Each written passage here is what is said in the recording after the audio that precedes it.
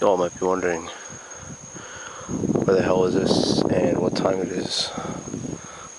Well, what we're looking at is a house where one of the most traumatic events of my life took place.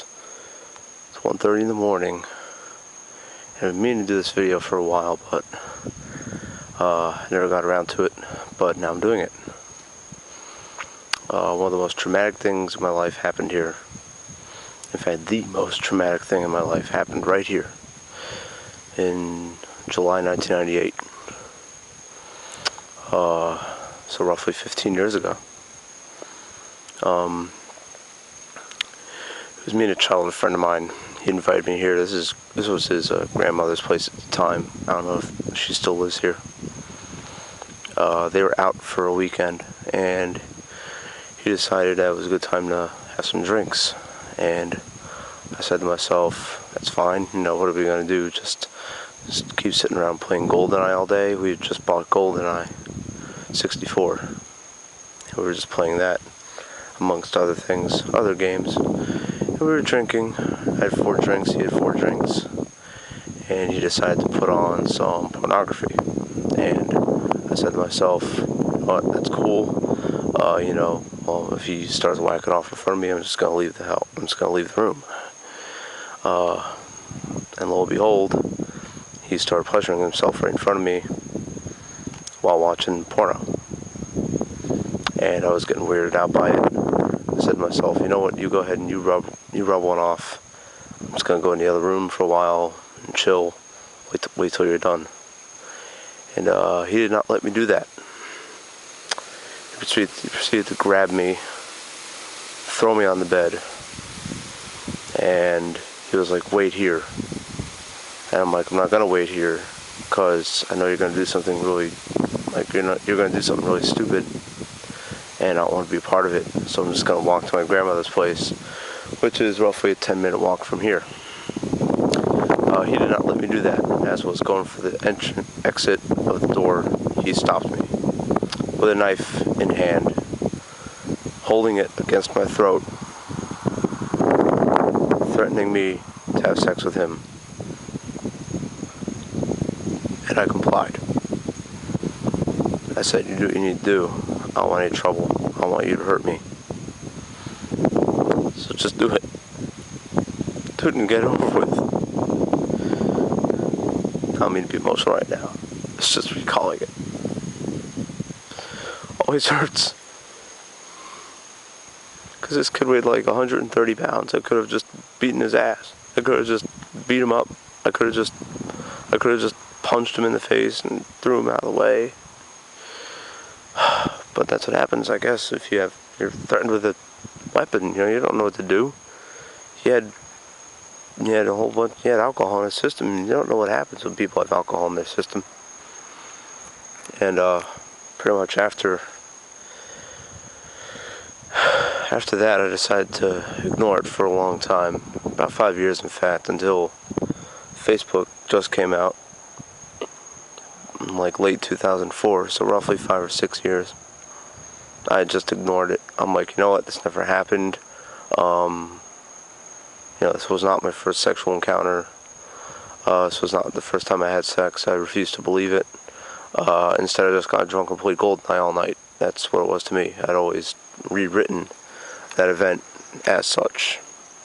Until he friended me on Facebook when it first came out, late 2004. And all of a sudden, it became the moment that defined my life, especially sexually.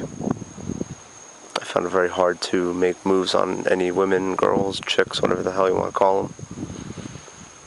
Very hard for me to get dates, and I'll never forget, I went through college, the first half of it, I went on like one date with one girl, and it was like awkward and really not cool at all. The only time I'd be able to really make moves on girls and women is if I had alcohol in my system, which I didn't really fear alcohol after the event. In retrospect, I think I feared sex more than anything. I feared being naked with another person. Unless, of course, we were in like a gym or something like that. It's really weird. But in an intimate setting, I still kind of get too nervous in an intimate setting to really perform as good as I want. I mean, I'm not saying I lose, I'm not saying I lose it. I lose what I get, like what I have, but, in the 3 times I've had sex since then, I haven't finished once, just because of nerves. And this event defined my life in more ways than one. I mean, especially 10 years after the fact, a decade after the fact, it's when I really started to think, it's when I really started to need help, because that's when I started having suicidal thoughts. I've always had suicidal thoughts, actually. It's really bad. Ever since that day, ever since what happened right here, just suicidal thoughts just pervaded my mind, and every day, on a daily, it was a struggle, a fight, for me to stop thinking of killing myself. It all happened right here. This was the start of it all. And so I'm coming here now and just trying to bury what happened to me in the past. It's funny because I met with another childhood friend while I was down here, and he said a few cool things. He said, look, like, the door of opportunity never really closes. It just gets shut really tight, and you gotta kind of force it open at times, but it's always open. Like, you can always grow, you can always move forward. It's never too late to move forward. Even someone like me, above, like, over 30, in their early 30s, you'd think that I would have everything that I needed to take care of taken care of, but I don't, because of this event. Because this event, like, defined my life. It really did. It just sent me through a phase where I would just blindly follow everything and everybody, hoping that they would lead me, and I never really thought, never was able to take initiative, just because I felt like I wasn't able to. And I think indirectly because of what happened right here, that's the reason why it took me a very long time for me to gain the ability to take initiative in my life. So I hope all of you liked this video. I'm going to get the hell out of here. I'm going to do some more videos when I'm on the road, just in reference to this event, and other things, other updates on my channel.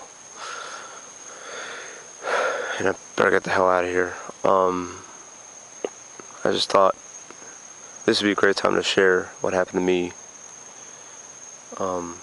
and I figure this would be a great opportunity right now at this time of night to show you the opportunity, or take the opportunity to show everyone in the world where I was sexually assaulted, and the details of it. I watched Mr. Repzion's video about it, and if his ass can do it, and he's 10 years younger than me, then why can't I do it? Why shouldn't I do it? And so big ups to Mr. Repzion. I know he gets a lot of hate for, I think sometimes he does some immature things online, but everyone has flaws, no one's perfect. But for a sexual assault victim, he's doing okay, because he was able to figure out very early what was wrong with him, and for me it took almost 15 years. So yeah, this is pretty much inspired by Repzion. But I'm getting the hell out of here. So thanks for watching, and I'll see you later. Peace.